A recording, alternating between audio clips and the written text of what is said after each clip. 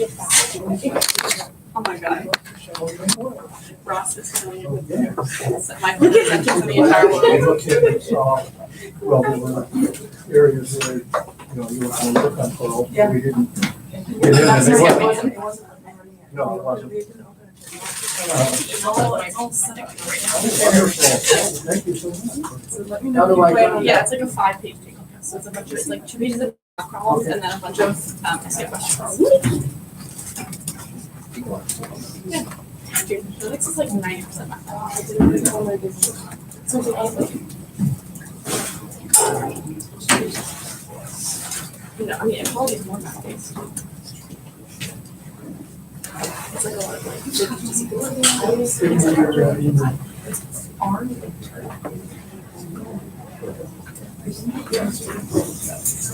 were supposed to expand the paper, supposed to take out notes and then people freaked out that they decided to pay for it here.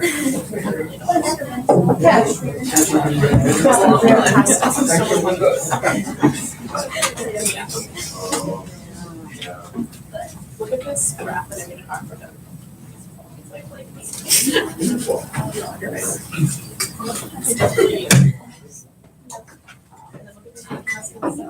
Really? I don't know why. I don't know the source of the genes. I can't. I cannot wrap my brain around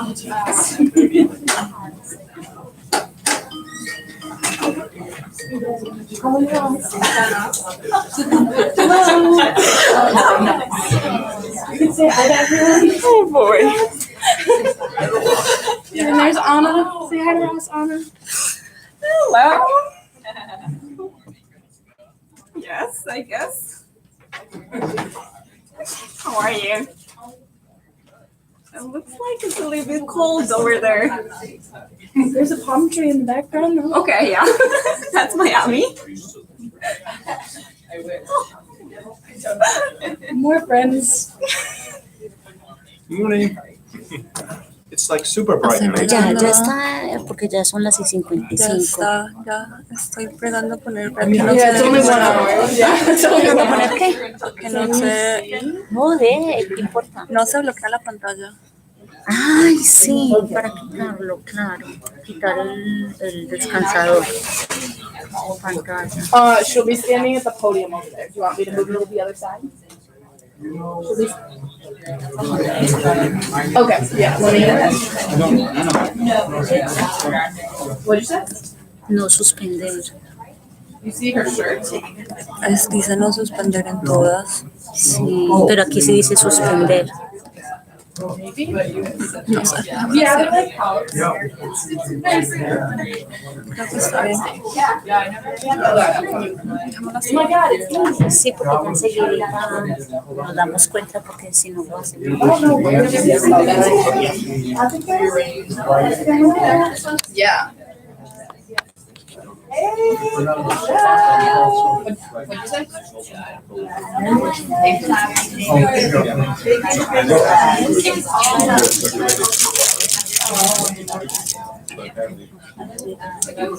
Okay. Okay. I will bring you closer to her then.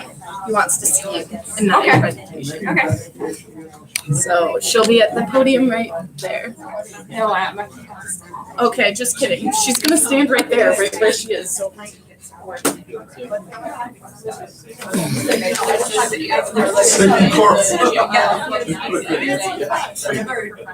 You should be set because she's standing not in pose. By her computer. Can you stand where you're gonna stand?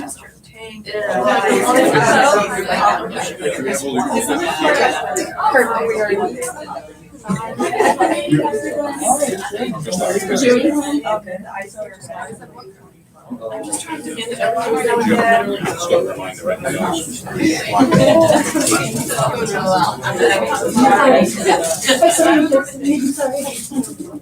Did you get in?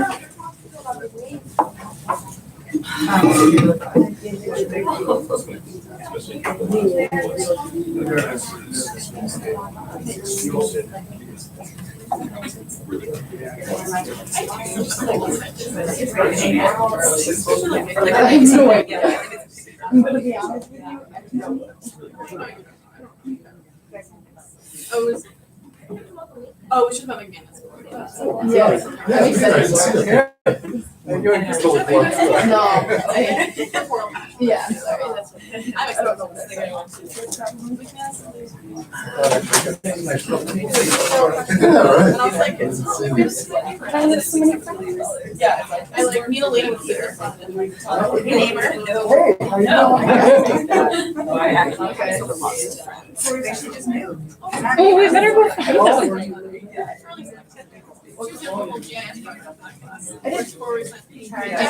did. I put it in my card too. Oh, okay. So I was like, you definitely didn't have it in your presentation. No, I didn't do it because it wasn't like. I never got it. And I submitted it. That's true. Yeah, that's true. Yeah, I don't have it. 15-page paper, single space. Yeah. No, I didn't do it. I think I spent more. I was like, how did we do that? I was so interested. I don't know. I'm like, me getting 8 pages of term paper is like slowly. I'm like one line of essays on the 8 pages of the box. That counts.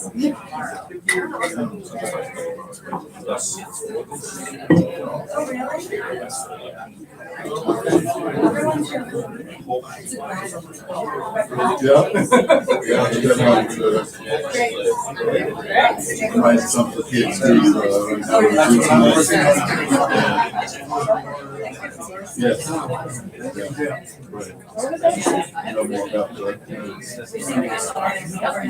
Did you find your? I think I lost them. Oh my God, are these the things? Yes, they are. Those are the best. Yeah,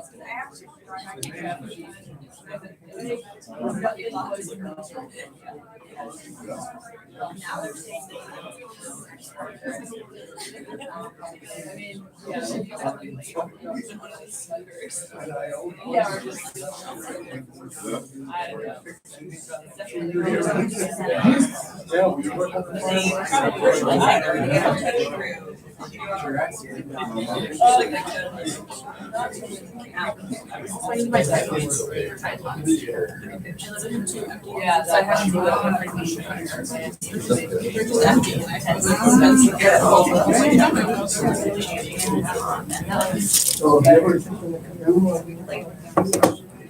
I haven't, but I'm sure. Probably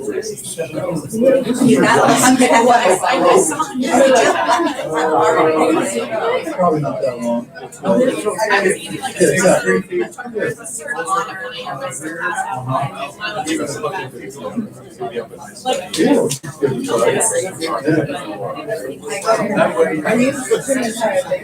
Yeah.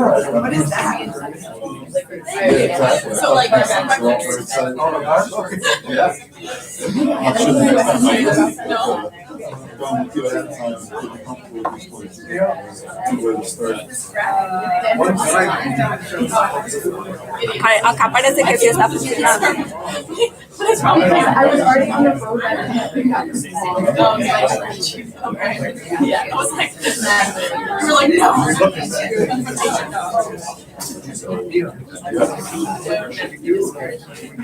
I'm sorry, what?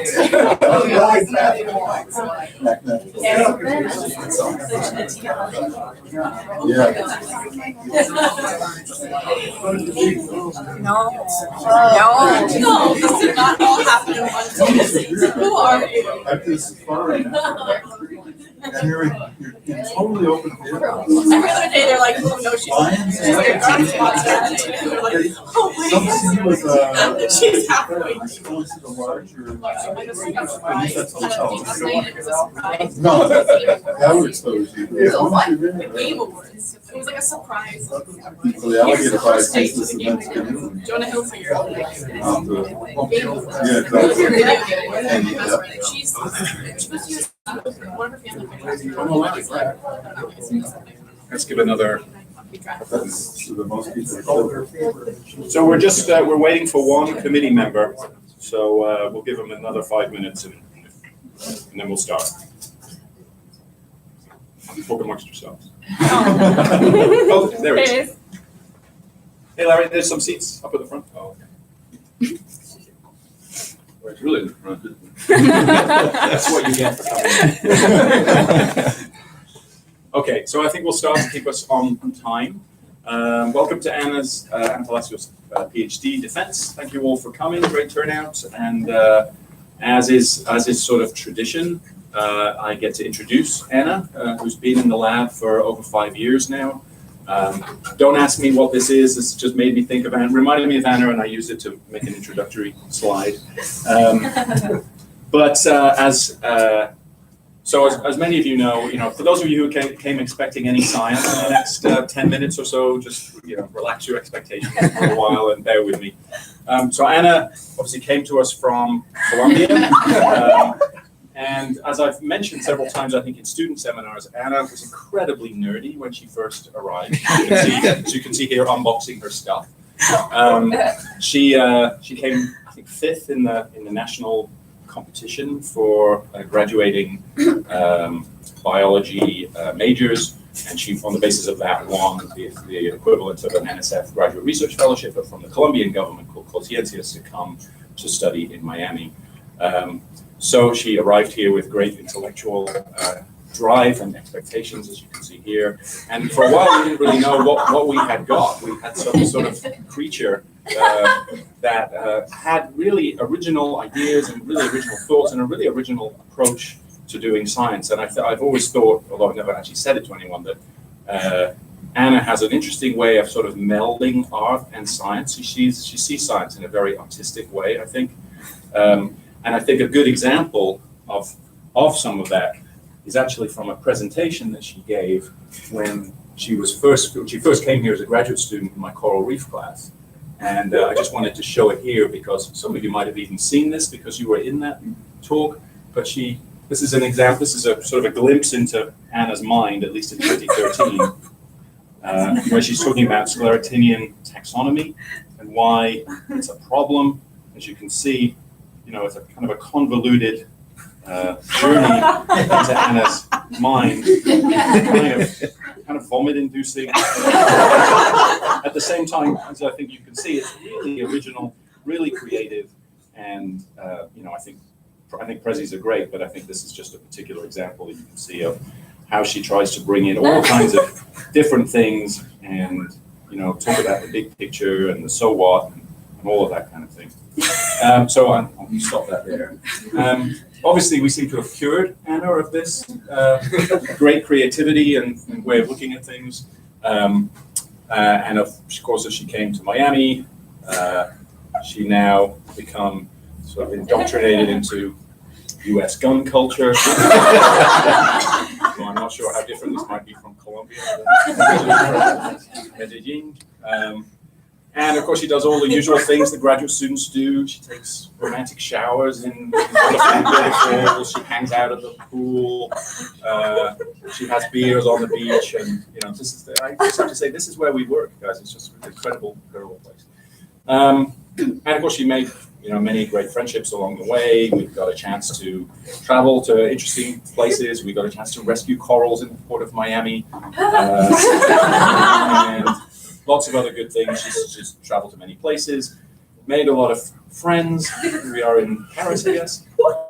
Sometimes these locations have been singularly unimpressive for Anna. I think this looks like Monaco. Is it the aquarium in Monaco? So it's beautiful, amazing Monaco ancient aquarium, museum, 100, 200 years old, and I guess she's not impressed. There's another example of Anna not impressed. We're in Mexico, everybody's having a great time, and Anna's just like, get me back to Miami. On this same trip, we managed to get ourselves lost in some underground caves, which I think I've talked about in previous student defenses. Phil disappeared. There are other photos that I cannot show. But for a while there, we only realized after getting out of the cave just how dangerous the whole thing was. There was some precipice that we all had to clamber along, and nobody could see the bottom, and there was no safety. We had a great time, but we all came back. But what I really wanted to introduce today, rather than just have a slideshow of photos, is the other side of Anna that some of us probably don't know about, and this is semi-serious, which is that a large part of her PhD work has been done in the Eastern Tropical Pacific, which are reefs very different from those that we see here in Miami. You know, many of you in this room, Peter obviously accepted, have never seen reefs like this. This is a bed of Postalopera that's pretty typical of healthy reefs in the tropical Pacific. And you can see it's kind of a monospecific stand, and it's really quite beautiful. And Anna's been there many times and communed with the native flora and fauna. Just trying to get on the same wavelength. Sometimes the animals have not really been that impressed, including the corals, I guess. So this is a photo of Anna during the 2014 to 2016 El Nino bleaching event that she was able to cover, which she'll talk about in her defense. And she really got a chance to spend a lot of time in these places. Some really amazing. This must be the Galapagos. I think that's Anna on the left. Is that Peggy on the right? I'm not sure who's on the right, but amazing trips that she's been to 3 or 4 times, different places, different years. She has had the opportunity to hone her presentation skills to a diverse audience. Here we can see, high technology, packed to the rafters group of people. So she's actually here in Panama talking to the local communities about the research that's being done as part of the NSF research, something that she was really good at. And to my regret, I wasn't able to accompany her on many of these trips, but obviously lots of people did. Some of these people you'll know, many of them you won't. There's Peggy Fong, who used to be here at Erasmus in the 1990s, Tyler Smith, who was a PhD student of Peter Glenn's in the early 2000s, Juan Mate, who was also a PhD student of Peter's with me in the 1990s. We've got Derek Manzello, also a PhD student of Peter's. We've got Ian Enox, also a PhD student of Peter's. There's a theme here. But anyway, many people, and here you can see that Anna is somehow the center of any of these photos. So she's had this whole life away from Miami, and I just wanted to point this out to many of the people here because we don't know this. She's also been, I think, a really effective mentor to some of the students and visitors that have been in my lab. Grace, who's here, spent many years with Anna as an undergraduate, and I think I owe a debt of gratitude to Anna for helping me mentor so many undergrads that came through the lab, because really she's doing most of it. We have Marine Océane, French exchange student, that is her real name, who also came through and worked closely with Anna. And of course, Carly, still have Carly. A great fun was had by all, and I just wanted to thank and recognize Anna for what she's done over the years in terms of doing these kind of things. And I'm going to end it there and pass her over to her defense. I think it says, I had too much to dream last night. So let's see what Anna dreamt of. So take it away, Anna. While she gets set up, I'll just remind everyone. So this is a sort of a presentation that will be, 40, 50 minutes long. Then there'll be time for questions. And we'll allow the audience members who are not members of the committee priority for that question session, and the committee members can hold their main questions, unless they're points of clarification, for the private session that we have afterwards when we kick you guys out and chat amongst ourselves. I don't think I have anything else to say. We've got some members of Anna's family at the back. Welcome. And any questions?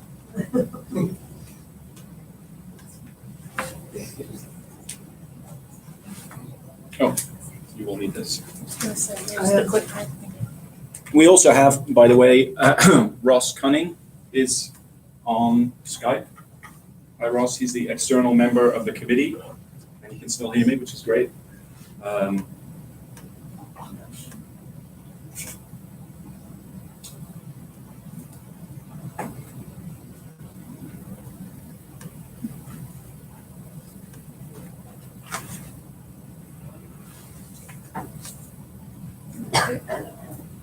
Let's see if this still works. Okay. Yeah, it works. Okay, Anna, take it away. Thank you, Andrew, for such a great introduction. Good morning, everyone. Thanks for being here Today, I'm going to present some of the results of my PhD dissertation, which was about the abiotic controls in endosymbiotic algal communities and their implications for coral bleaching susceptibility and recovery. So we know that corals are animals that live in symbiosis with dinoflagellate algae in the family Symbiodiniaceae. This is a nutritional mutualism in which the algae provides a protected place for the coral and metabolic waste products such as CO2 and nutrients, while the algae provides photosynthetes that fuel the coral host metabolism. Symbiodiniaceae, it's a family in which all the algae look kind of the same under the microscope. However, this is a very diverse group. It has 9 main clades, which were recently reclassified as genera. So the family Symbiodiniaceae used to be the genus Symbiodinium, but the family was the genus was reclassified as a family. And now what used to be clade C is now called genus Cladocopium. What used to be clade B is now genus Breviolum. And what used to be clade D is now Durusdinium. And clade A kept the original genus name, which is Symbiodinium. So even though all these taxa look very similar under the microscope, they have very important differences in their physiology and ecology. And between those differences, there is one which is getting increasing attention, which is thermotolerance. Some members of the Durusdinium genus are recognized for having higher thermotolerance to heat and cold stress.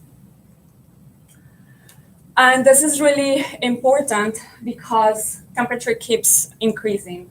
Here, I just want to point out that between 2014 and 2016, we had the warmest year on record for 3 times consecutively. And things didn't get a lot better in 2017, which was the 3rd warmest year on record and the warmest one during a non-El Nino year. So this triggered the 3rd global coral bleaching event in the world, and this event is recognized as one of the most intense, widespread, and possibly most damaging bleaching events in the world. And this is really important for coral because the coral algae symbiosis is really sensitive to heat stress. So during high temperatures, the algae produces reactive oxygen species which cause cell damage. So the algae is expelled from the coral tissue, which is what we know as coral bleaching. If the corals are not able to recover the symbiotic populations in weeks, they probably die because this leads to coral starvation. However, as I said before, some coral colonies from the same species that harbor thermotolerant symbionts, such as Durusdinium, have been shown to have 1 to 2 Celsius higher bleaching thresholds. And this suggests that there is a potential for acclimation to warmer temperatures by associating with thermotolerant symbionts such as Durusdinium. And indeed, some studies have already shown that the corals are able to increase the abundance of this thermotolerant symbionts during stress. So basically, when we have higher temperatures, the corals preferentially expel thermosensitive algal symbionts. This produces changes in the symbiont community and results in higher abundances of Durusdinium or thermotolerant symbionts. However, other studies that have looked at the long-term recovery of the community have noticed that the corals frequently shuffle back or change back to the native, more thermosensitive symbionts. And this is probably related with the fact that these non-thermotolerant symbionts provide more benefit for the coral under controlled temperatures. So the problem with this is if the symbiont community remove the thermotolerant symbionts before the next bleaching event hits, then there will not be a real acclimatization to future heat stress. And in addition to changes in algal taxa, corals also show very strong changes in the algal densities. And these changes are mainly related with environmental conditions. So they could respond to temperature, light, or nutrient concentration. However, most of the studies that look at the algal densities in corals used light microscopy, and as I said before, it's really hard to identify the Symbiodiniaceae taxa used using morphology. So this kind of studies probably missed other potential dynamics. For example, it's possible that under some environmental condition, one type of algae increases, but another type of algae could be doing or presenting opposite patterns. So for my dissertation, I was able to combine laboratory experiments as well as field experiments to study the dynamics of the Symbiodiniaceae community. And I did this before, during, and after heat stress. And it's also very important that I was able to use techniques that allow simultaneous Symbiodiniaceae identification and quantification. So with those techniques, my main questions were, what's the role of the symbiont community in coral bleaching susceptibility? And what are the factors that shape these communities? And specifically, I tested if corals can acquire more thermotolerant symbiont communities, if these communities provide protection during future bleaching events, and for how long these communities are going to persist in absence of heat stress. And since global warming is not acting in isolation, I also study how elevated nutrients or CO2 affect the symbiont community dynamics and what are the consequences for bleaching susceptibility. So in my first three data chapters, I basically look at the effect of heat stress. And in this, I have chapter 2 and 4, in which I collect field data, and chapter 3 is in a laboratory experiment.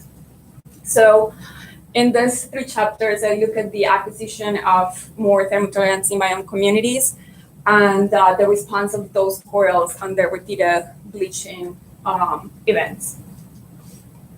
While chapters 5 and 6 look at other stressors, interaction with other stressors such as nutrients and CO2. And I did this in 3 Caribbean corals that were subjected to each one of these conditions. However, today I'm going to focus on my 3 first chapters. Also, for my dissertation, it was really important to use non-invasive techniques. Most of my dissertation followed symbiont communities over months or years. So it was really important to be able to resample and collect constantly data from the same coral colony or from the same coral fragment. So it was really important to be able to use real-time qPCR to address the symbiont community structure, as well as chlorophyll fluorescence, which I use to assess the symbiont community function. So in general, this is how we collected our samples in the field. We use a small chisel and a hammer to remove about 1 square centimeter of coral tissue. But in the laboratory experiments, we use razor blades to remove 1 polyp of the coral fragments.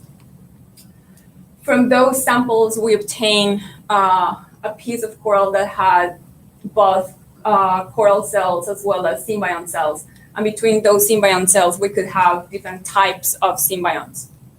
So we extracted the total genomic DNA and used that to apply qPCR assays. Basically, what we did here is try to quantify how many of each specific symbiont algae and how many coral cells we have in each sample.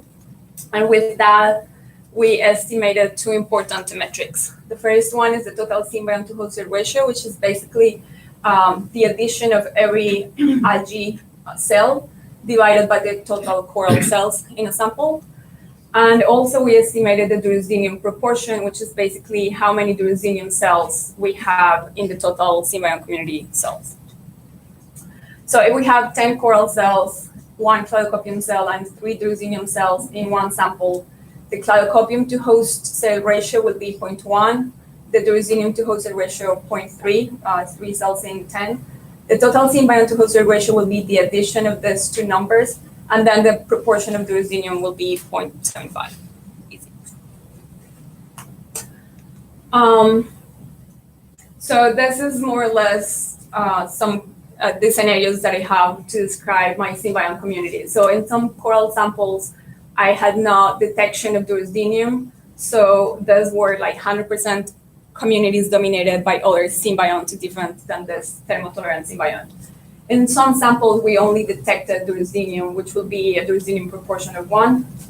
But frequently, we have mixed communities. For those mixed communities, we define a dominated community as a community that have more than 50% of that specific symbiont. So a cladocopium dominated community has more than 50% of cladocopium, and same for Durusdinium.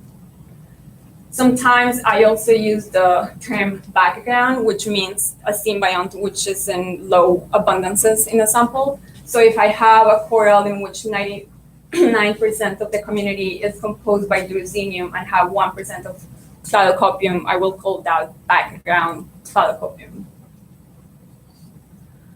And again, we use the chlorophyll fluorescence from dark adapted corals as a metric of symbiont function. And just as a reference, normal values for corals are about 0.5 to 0.6, while corals that show stress have values below 0.4. Okay, so getting into the fun stuff.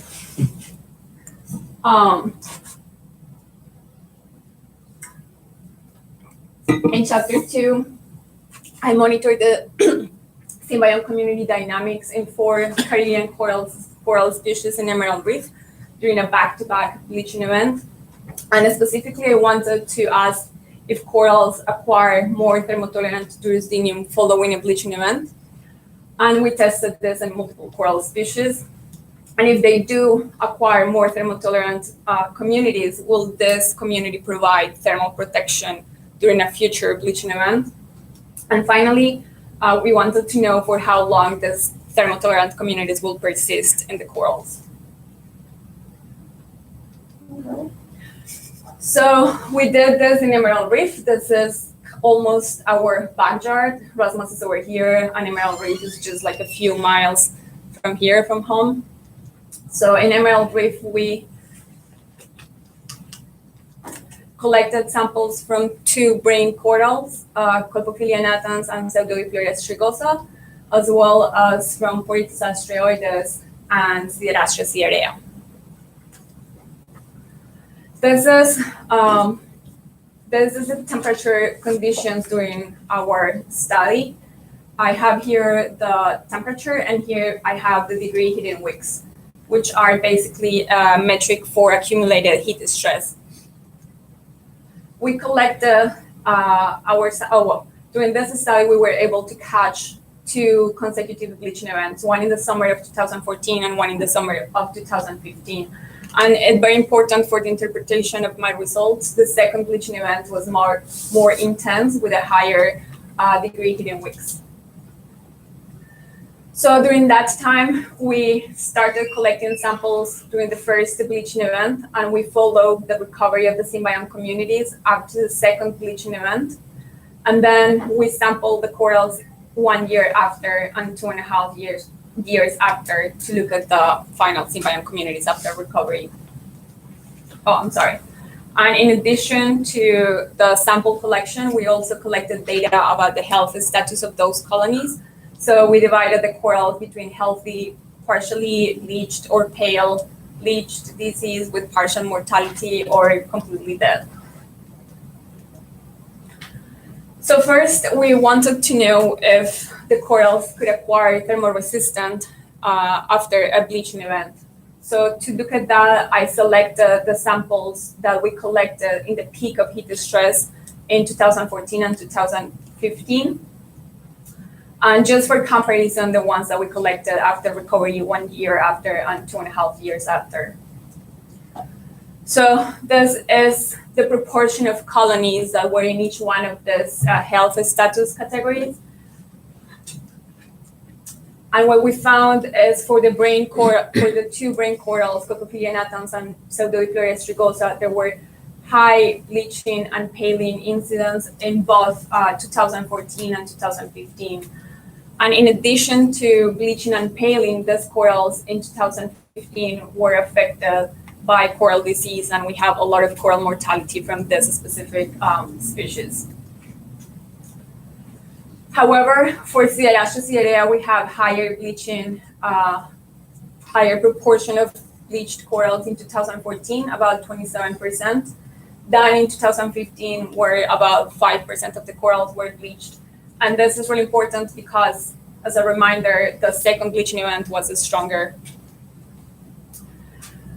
And finally, Polyptis had very low proportion of bleached colonies in both 2014 and 2015, but there were more paling in the second event. So after that, we look at the symbiont communities and the changes in the symbiont communities over time in this coral species.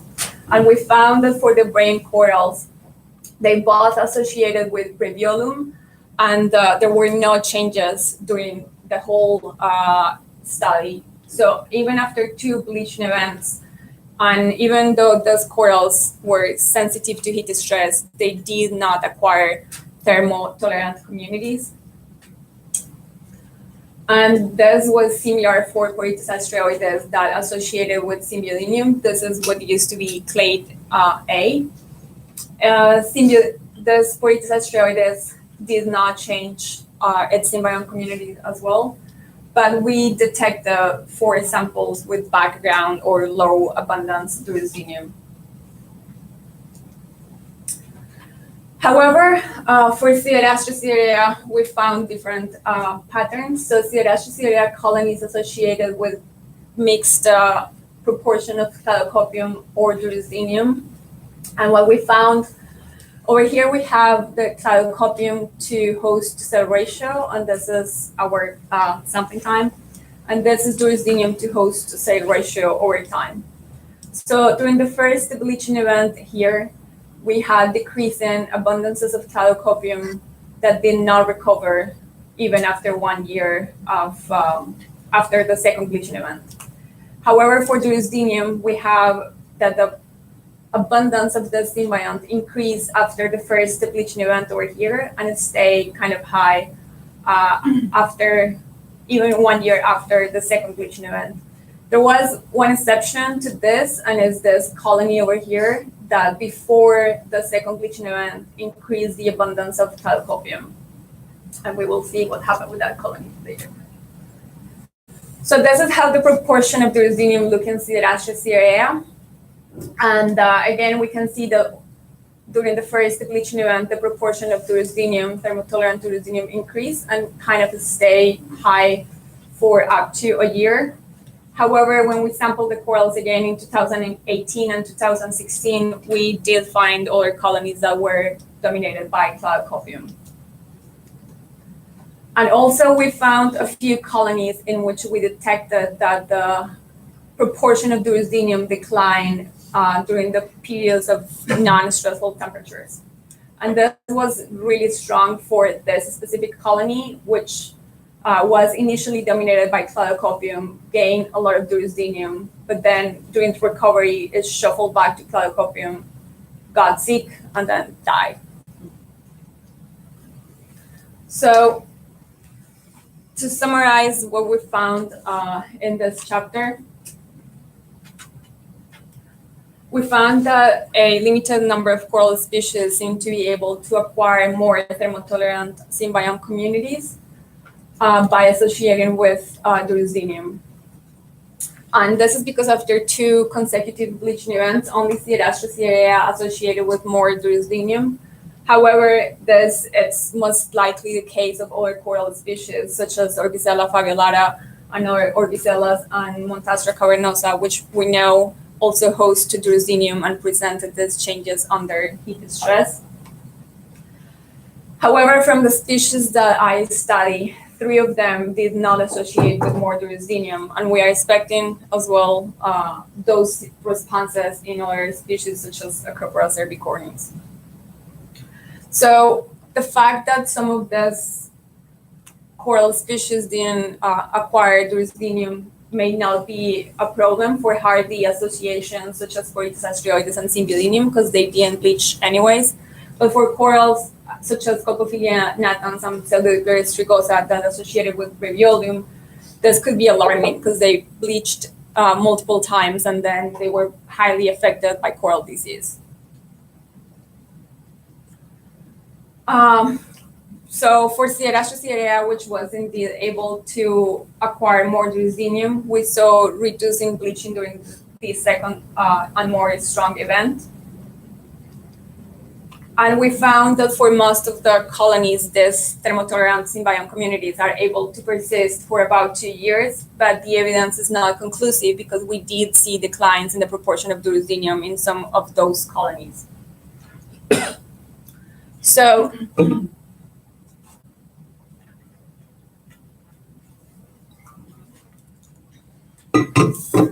even though that in chapter 2 we found that Sierrastrocerea was able to acquire more thermotolerant communities, we did not find conclusive evidence about how long those communities are going to persist. So in chapter 3, we replicated some of this field experiment under a laboratory setup, and we used Sierrastrocerea to test what's the midterm stability of the Durusdinium communities under non-stressful conditions and how frequent bleaching could affect the trajectory of the symbiont community. To do that, we collected 6 Sierrastrocerea colonies in Emerald Reef, the same location where we did our field study. And we collected those corals after the first bleaching event in 2014. So most of the colonies were highly dominated by Durusdinium, but in some areas of the colonies, we have higher abundances of Cladocopium. So some of those corals have mixed communities with different proportions of Cladocopium and Durusdinium. So we followed the symbiont community structure and function during an experiment that had 4 phases. So during the first phase of the experiment, we kept the corals at controlled temperature between 24 and 28 Celsius for 7 months. After that, we increased the temperature and bleached a subset of these corals in phase 2. Then all the corals were moved back to controlled temperature and they were kept at controlled temperature for a year. And finally, we had a second bleaching event in which we bleached all the corals, the ones that were not bleached as well as the ones that were bleached in phase 2. So over here, I'm going to keep the phase of the experiment I am talking about so we don't get lost. And okay. I have been talking a lot about Durusdinium versus Cladocopium, but there are actually different taxa inside that each one of that genera. So we have different Cladocopiums and different Durusdiniums. And in this experiment, it was really interesting that we were able to detect 2 different Cladocopium taxa, and that taxa showed important differences in their performance, even during heat stress as well as under controlled temperatures. So over here, we have the FV or FM, which is the metric for symbiont performance. And what we found is that the most sensitive symbiont to heat stress perform better under controlled temperatures, while the most resistant or tolerant symbiont to heat stress had a lower performance under controlled temperature. So remember, this is under controlled temperature. But the inverse patterns happen during heat stress. So this performs the worst under heat stress and Durusdinium performs the better under heat stress. So this is how, okay, over here we have the number of Sierrastrocerea cores, and here we have the proportion of Durusdinium. So at the beginning of our phase 1, in day 0, we have that most of the coral fragments were highly dominated by Durusdinium. However, this is how the community looked 6.5 months later. So half of the cores acquire higher abundances of Cladocopium, either sensitive or resistant. And we use this kind of data to generate general linear models to look at the trajectory of the symbiont community.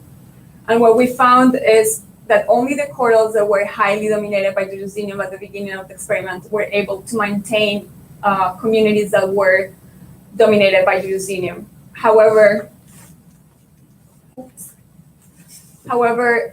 corals that had even 2% of Cladocopium acquire or ended up being dominated by Cladocopium at the end of this 7-month period at controlled temperature. So after that, we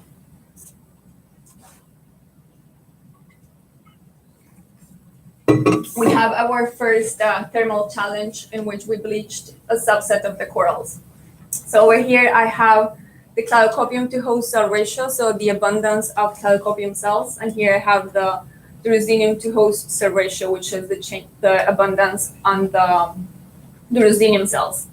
And if you can see here, for the sensitive symbionts, they rapidly decline in the symbiont densities with heat stress. The Cladocopium resistant is able to take about a week of heat stress without showing declines in the symbiont density, but then it declined, and Durusdinium is not that affected.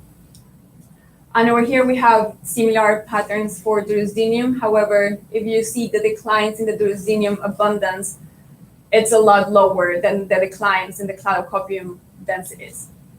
And also something really important here is for the Cladocopium sensitive symbionts, after bleaching, they were virtually removed from the symbiont community. They were not Cladocopium sensitive after recovery. Those corals instead recover, increasing the abundance of Durusdinium. So if you could see here, after bleaching, all that they gain is Durusdinium.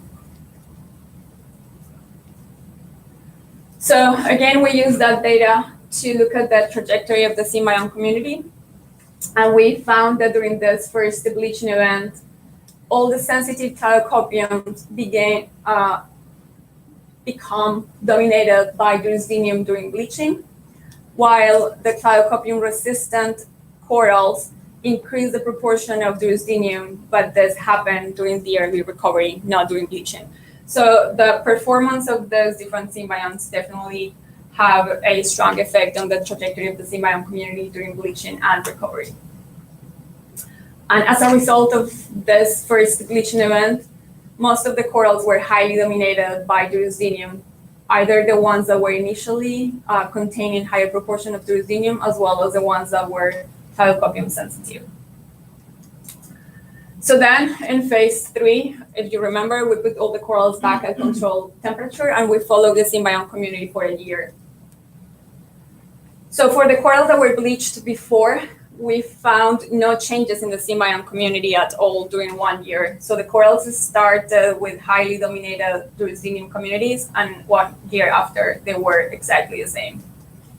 However, for the corals that were not bleached, we saw big changes in the proportion of each symbiont. So they started being highly dominated by Durusdinium, but after a year, most of them were highly dominated by Cladocopium. And we can see the same in the symbiont community trajectory, in which the corals that were bleached before didn't lose the thermotolerant Durusdinium over a period of a year. Okay, so finally, we bleached all those corals.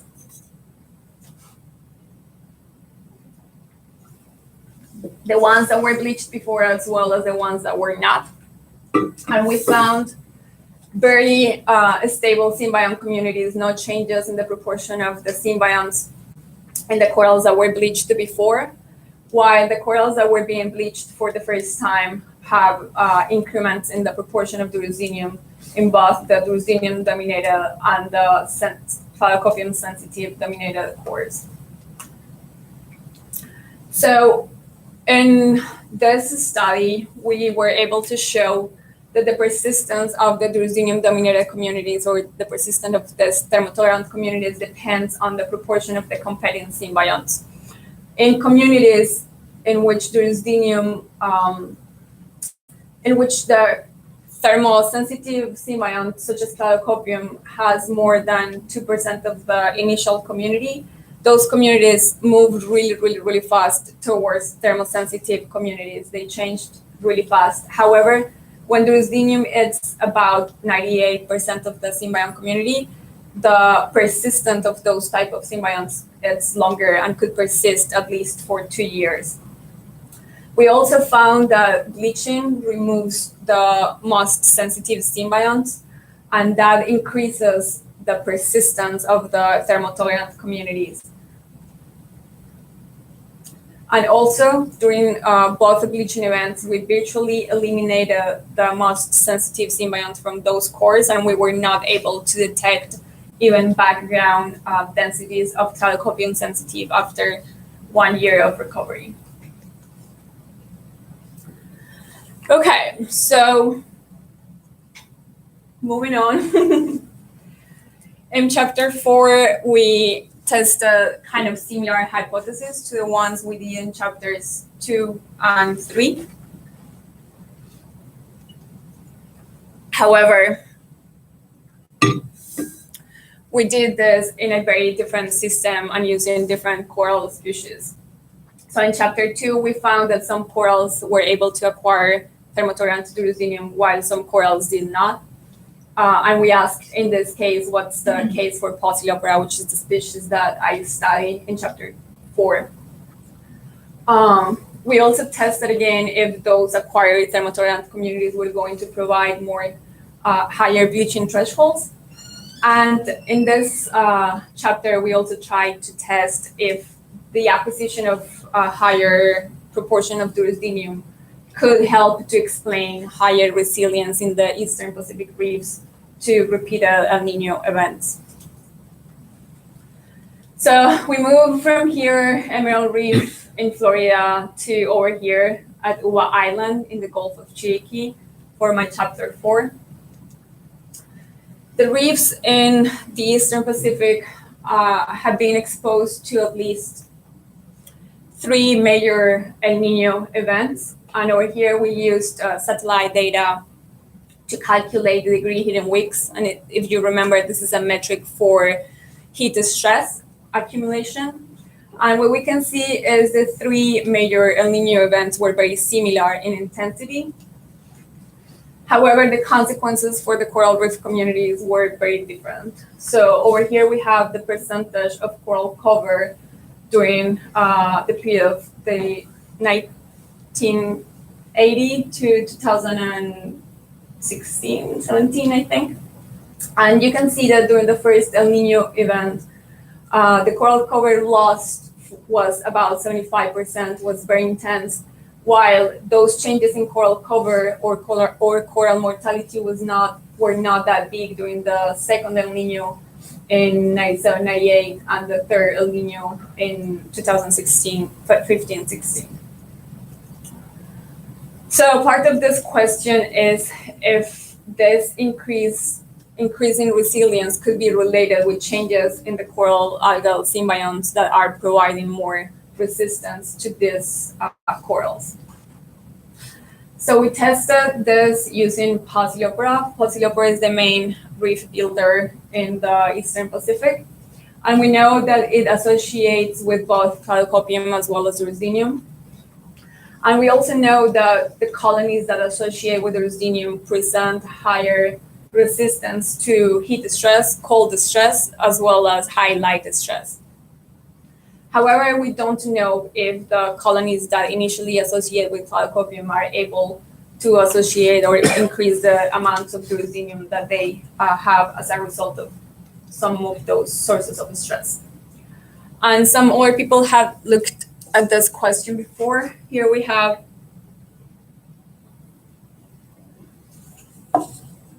Baker and collaborators in 2004. They reported that after the El Niño in 97, 98, the frequency, the proportion of colonies dominated by Durusdinium increased.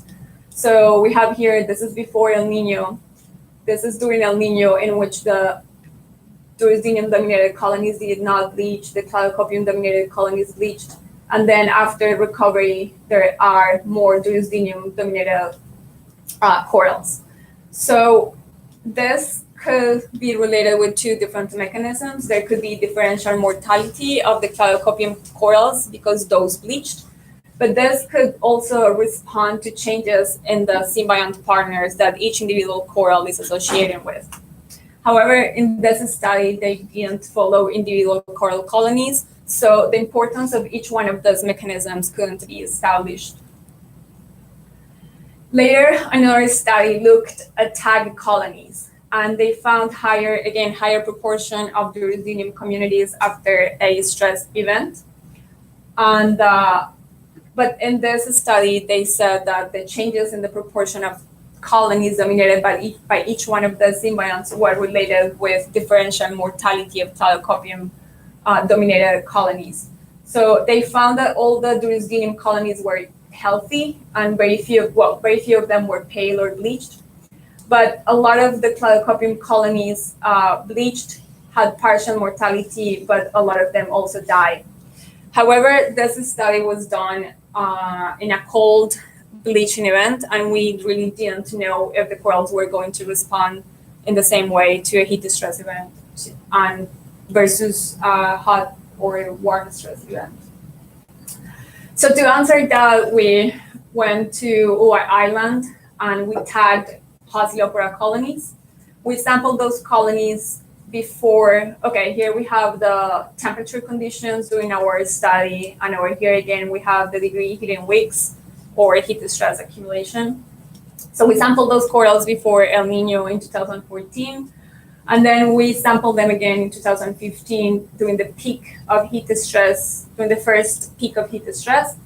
And finally, we sampled them here in 2016 by the end of the second peak of heat stress. So over here, I have the changes in the Durusdinium proportion over those 3 years. So from the 29 colonies that we follow, 9 of them were initially only associated with Cladocopium, or we were only able to detect Cladocopium in those coral colonies. And we had no changes in 2015. However, during 2016, 2 of those colonies became dominated by Durusdinium. We also had 12 colonies that initially have a mixed detection of both symbionts. And from those, some of them were highly dominated by Cladocopium at the beginning. Some of them had high amounts of Durusdinium, but there were increments in the proportion of Durusdinium during the 2015 period, as well as during the 2016 period. And finally, we have 8 colonies in which we only detected Durusdinium in 2014, and there were no changes during 2015 or 16. So as a result of this dynamics, we found that the proportion of Durusdinium-dominated colonies increased from 41% to 71% in, at least in these colonies that we studied in the reef. And also, so we also look at the bleaching or the changes in the total symbiont to host ratio in these different corals. And what we see here is that only the colonies that were dominated by Cladocopium and that did not change or did not increase the proportion of Durusdinium during the heat stress events, only those corals have significant declines in the symbiont abundance, while some of those corals that acquire more Durusdinium did not bleach. And none of the mixed corals with mixed communities or the corals with Durusdinium have important declines in the symbiont to host ratio. So in this chapter, we found the Pausilopora is indeed able to acquire more thermoresistant symbiont communities by associating with more Durusdinium. However, there seems to be a difference between cold bleaching events and heat bleaching events. They do not produce the same response in the symbiont community trajectory. Again, as we saw in chapters 2 and 3, here the association with more Durusdinium did provide increasing bleaching thresholds, higher bleaching thresholds. And we also found that this increment in Durusdinium proportion in individual colonies are able to change the frequency of the colonies dominated by each symbiont in the reef. So this indeed could be one of the mechanisms by which the eastern tropical Pacific reefs are becoming more resilient to heat stress. However, other mechanisms such as selection of more resistant host could be also playing a role. So the big question is, what's going to happen with the reefs in the future? And while I was doing my PhD, we had 3 years of coral bleaching in the world, back-to-back bleaching events in the Great Barrier Reef, back-to-back bleaching events in Florida. So what's going to happen, right? So from my dissertation and taking into account projections that show that about 70 to 90% of the reefs are going to be exposed to severe annual bleaching conditions during every summer, we have reasons to be worried about that. However, we have shown that some of those corals may have the potential to acclimate to warmer oceans. And one of the mechanisms is by associating with more thermotolerant algal symbionts. Specifically, by increasing Durusdinium abundance, some corals such as Durusdinium and Pausilopora were able to resist more heat stress, but we are expecting similar responses from other coral species in the Caribbean at least. However, some of the coral species that we studied were not able to increase the abundance of Durusdinium even after 2 strong bleaching events in which they repeatedly were affected. So what's going to happen with these different patterns? Are these different symbiont dynamics under frequent bleaching conditions going to affect the composition of the coral reef communities? Are some species going to be able to survive? Are some species going to be removed from the reefs? And we did not collect a lot of ecological data, such as coral cover from each one of those coral species. But I want to point out that in Emerald Reef, while we were doing this study, we saw how all the brain corals that we were monitoring, they bleached, then they recovered with the same symbiont, then they got sick, and most of them died. In 2016, when we came back to monitor the trajectory of the symbiont communities, we were not able to find any of the brain corals that we have tagged before. So how much this outbreak of disease is related, or how much the fact that those were the colonies, the species more affected by disease, is related with the fact that they were also the most susceptible corals to bleach.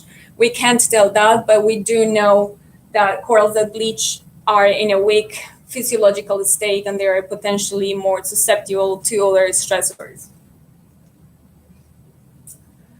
We also found that the persistence of the thermotolerant communities for the corals that are able to acquire the symbionts depend a lot on the relative amount of the competing symbionts. So for the corals that are highly dominated by Durusdinium, these communities could persist for up to 2 years. However, when there are even background amounts of the competent symbiont, the community could become thermosensitive again in months. However, frequent bleaching is going to continue to remove those sensitive symbionts. So if the corals are seeing heat stress every summer, that's most likely is going to change the symbiont community in a way in which most of the sensitive symbionts are going to be consecutively removed from the community, creating potentially more thermotolerant communities that are going to persist. And we think that maybe those changes in the community have indeed played a role in increasing resilience in the corals or coral reefs in Panama that have been exposed to multiple El Nino events. However, again, I did not collect ecological data about coral cover from different species, but we did see this pattern multiple times during my study. So I have my Paucilopora colony here that I monitor next to a coral colony from other species. And what I frequently saw is the older species bleached and Paucilopora was fine. And then the other species had some mortality, some of them completely died. Paucilopora was again. But then in 2018, when I went back to Panama, I found that some of those older species that show mortality were kind of recovering again, and the tissue that stay alive in the base of the colony kind of reclaim the colony space on the top. So there could be changes in coral diversity with the expansion of the coral species, such as Paucilopora, that are able to associate with more thermotolerant symbionts. However, there could be other mechanisms by which these older species that did not associate with thermotolerant symbionts are unbleached could kind of come back and still persist in the reef. So more ecological data to test this is required. So in the future, it will be really important to monitor what's the fate of the corals that bleached versus the corals that did not bleach. So we found that the symbiont community is very important for bleaching susceptibility, but it doesn't matter, do the corals that bleach die or they recover and nothing happened, right? So we need to look at the final outcome, how reproduction is affected, how mortality is affected, depending on the different symbiont community dynamics. And this would mainly define what are the winners and the losers in a future in which we will potentially see annual bleaching conditions. Finally, during my dissertation, I was able to collect a lot of data about the symbiont community dynamics that includes the trajectory of the symbiont community as well as symbiont performance data. So I am planning to use some of that to use LOCA and Volterra competition systems to model the symbiont community dynamics under non-stressful temperatures. So this basically will try to predict the outcome of the symbiont community if there is no bleaching, depending on how good each symbiont, how well each symbiont competes for the coral space. However, corals are going to be subjected to heat stress. So potentially, if I find a good collaborator, is to use a Hamiltonian system which model quasi-periodic perturbations, and this will be some sort of bleaching experiment in the model. So we have the trajectory of the symbiont community under controlled temperature, but then there comes a heat stress event and it causes changes in the symbiont community. So what's the final outcome of the symbiont communities under frequent or not that frequent bleaching events? This is what we could do with this kind of data. And with that, I would like to thank my committee, Andrew Baker, Larry Brown, Ross Conning, Peter Dean, and Chris Langdon. They have been always available when I needed them, and a lot of the work I have done is based in which they have done before. So I found a lot of inspiration in their own research.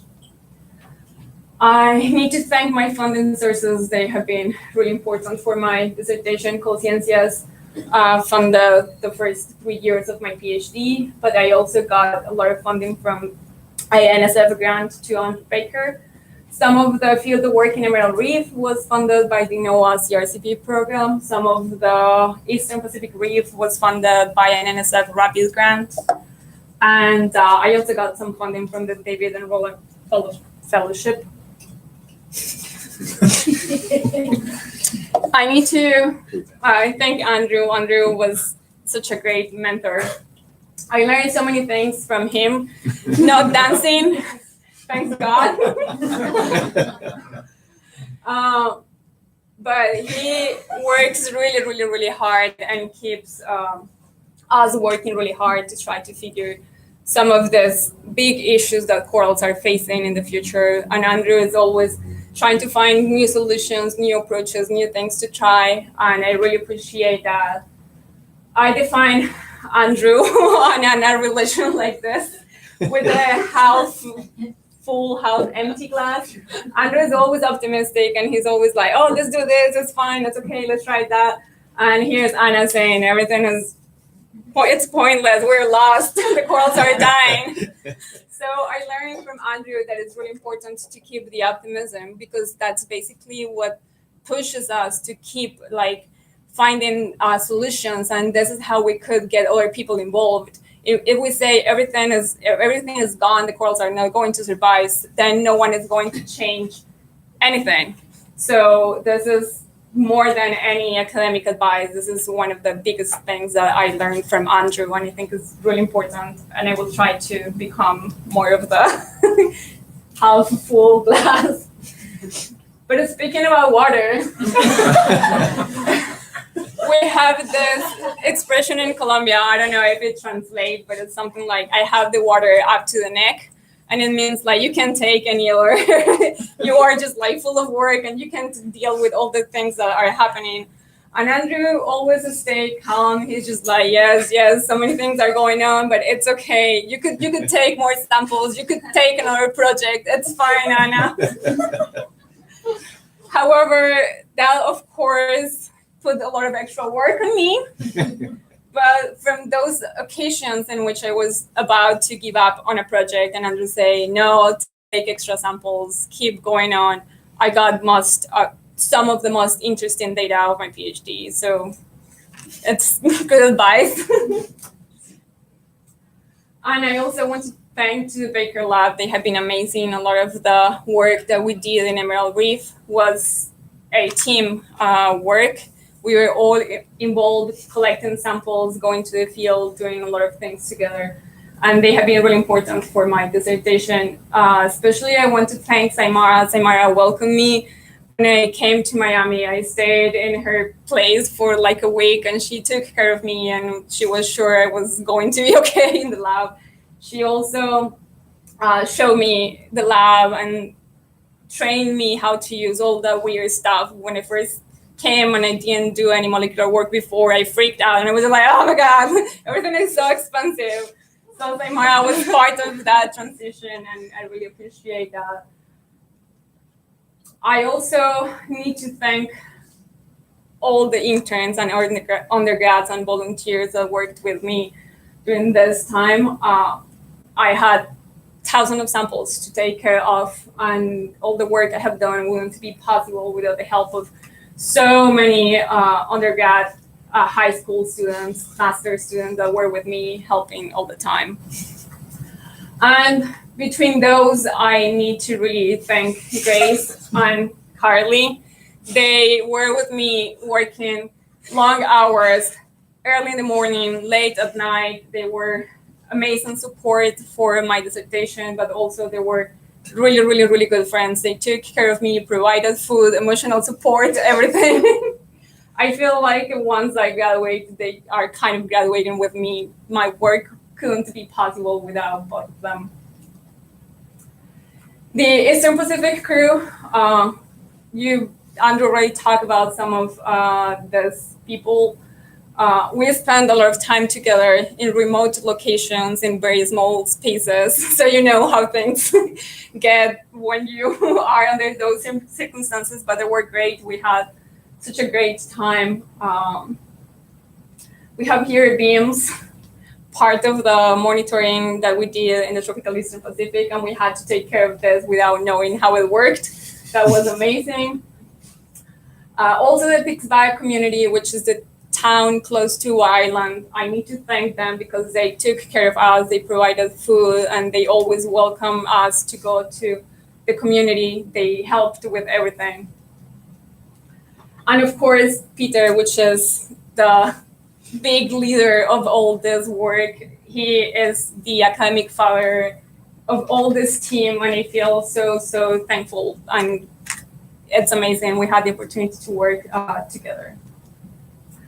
Also, I didn't show any of the results of my CO2 experiment, but it was possible because of the work of Chris and Emma and Sarah, which helped in the lab a lot, and a lot of undergrads that were behind being sure that the tanks were okay. And of course, my family, they have been really, really, really important during all this process. And I apologize here, but for me, it's very important that they understand what I have to say. So I'm going to switch to Spanish. So, quiero agradecerle a mi familia porque sin su ayuda y sin su colaboración yo no estaría acá. De ellos he aprendido cosas muy importantes como el amor por los demás, la solidaridad. Y a pesar de que las condiciones no han sido fáciles cuando yo nací o después durante muchas épocas de nuestra vida, ellos siempre han estado ahí apoyándome y han venido a Miami incluso a proporcionar ayuda de laboratorio. Tengo de asistente de laboratorio mi mamá y mi papá fue el asistente culinario que vino a cocinar y a darse cuenta que iba a sobrevivir. Pero ellos también tienen todo un equipo de apoyo a su alrededor y mi familia y los amigos han sido también parte importante de este proceso. Y en específico, esta mujer que está aquí, que está por allá, ha sido fundamental para toda mi carrera. Cuando mis padres no pudieron ayudarme, ella siempre estuvo ahí. Es la persona más solidaria que yo he conocido en mi vida y quiero agradecerle a ella porque sin ella no estaría acá. Y además he sido, okay, English. And finally, I was so lucky because I not only have my family with me, I also have my extended family in Miami. And those guys over here and those guys over here were always available for me to provide food, alcohol, adventures, good moments. So I really, really, really want to thank them. They have been amazing. And of course, friends from everywhere. The life with friends is better, and thanks all for being here with me. Finally, I want to thank, in general, the Rasmus community. Rasmus is such a great place to do your PhD. It's just like a really beautiful environment to the community. It's open to collaborations, and this has been a completely different experience for me to come here and have all these resources available and great people to work. But I couldn't finish without also talking about my background. I came from 2 public universities, and the fact that I'm here, in part, it's because I was able to access public education. And right now, the students have been on the streets protesting for months, and the government didn't pay any attention. The public education in Colombia is going through a huge economical crisis because there is no funding. And I would like to thank all those students that are trying to keep public education for the further Colombian generations. I wouldn't be here if I didn't have the chance to go and get a degree in a public university. After that, I will take any questions, easy questions.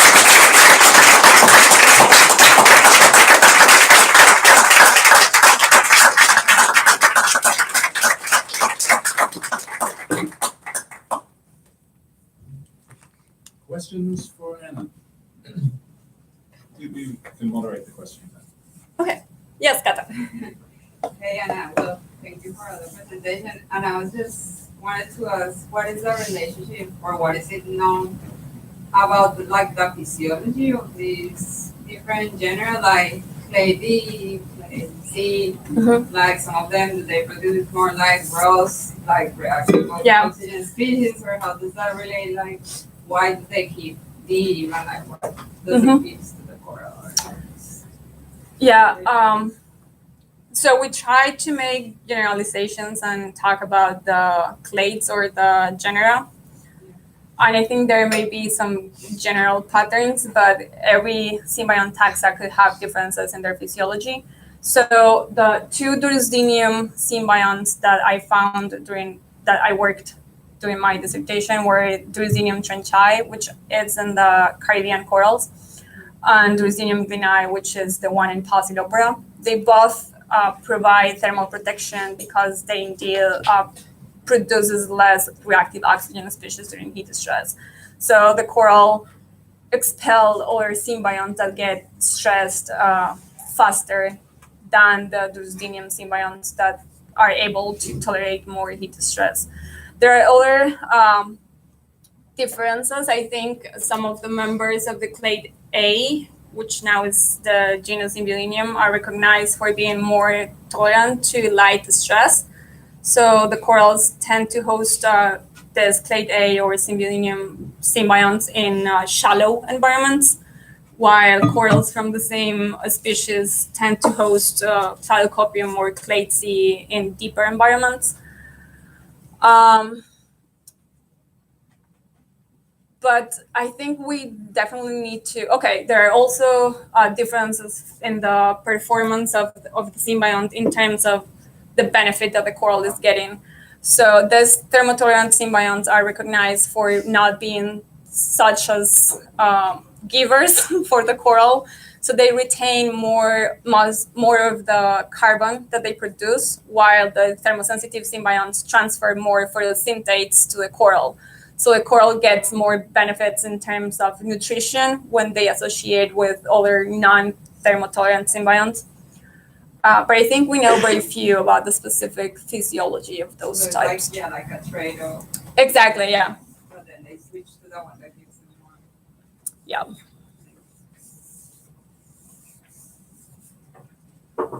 More questions? Yes. Yeah, so in chapter 3, I believe, it was pretty interesting to see that the Sidsid, Sideracea, already housed primarily clade D, as I know it, and then actually shifted in control settings. So I'm interested to see, do you have the information of when exactly you collected the cores from Sidsid? Was it at a time when they had just experienced stress, or? So when were these core samples taken? So I collected the colonies in 7 months after the 2014 bleaching event. So when I first sampled them, they were still highly dominated by Durusdinium, by clade D, but half of them became dominated by Platycopium after 7 months in the laboratory. So, indeed, the changes happen really, really fast. So corals that have 80% of Durusdinium have almost no Durusdinium after 7 months in controlled temperatures. So that the community is really dynamic.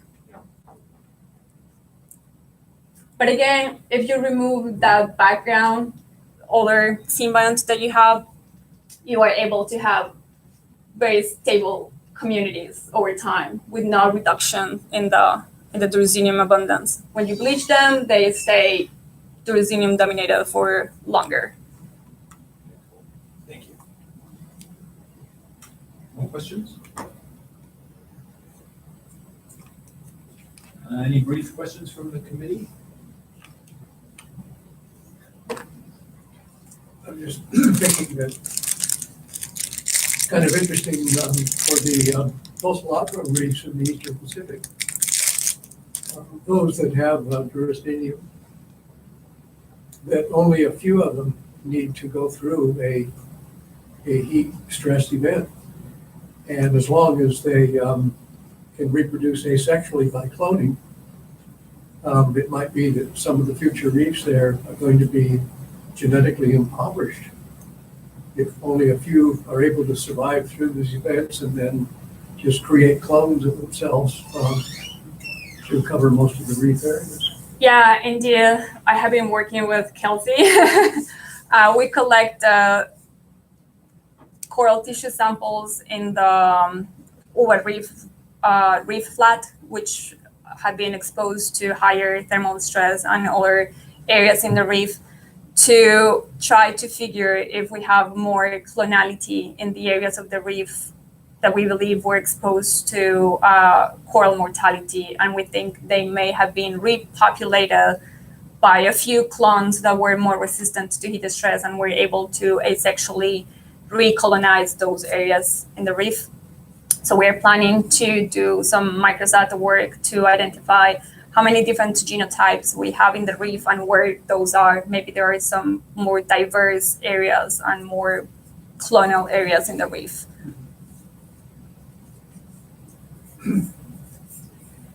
Yes. Well, I have an idea, when you do like tank experiments compared to the field, let's say the Symbiodinium that they can get from the water that is within the tank. How do you compare that to the field? Like, is it okay? Like in the field, do they have more access to like different? You know what I'm saying? Yes. They have more, or Yeah. being in a tank where you have like, okay, I have my 2 colonies, but they change through time or whatever. If it's the same that in the field. The same symbionts that we have in the field. Well, can you say that it's the same situation, or by being in the field they get like more access to the solar Symbiodinium? Well, you will think that yes, they will have more access to other symbiont types in the field. Some of the reservoirs of symbionts are the sediments in the reef. So a lot of the Symbiodinium, which are not associated with corals, are in the sediments. So you will think that yes, they will be exposed to more type of symbionts. However, we have found in our experiments that they are able to get multiple symbionts in the tanks, and they are there. How they made it to the tanks, we don't know, but they are able to acquire multiple symbiont types. Even sometimes when we were trying to use filter water and remove other sources of symbionts, they are able to make it some more there. However, I think that the role of the acquisition of symbionts from the water, it's maybe it's not that important during this dynamics than the changes in the symbionts that the corals already have. So I think the faster changes are produced by the symbionts that the coral have in the coral tissue already, but the proportion of those different types changed. Okay, it's 10:20, so we'll end it there. Thanks, Anna.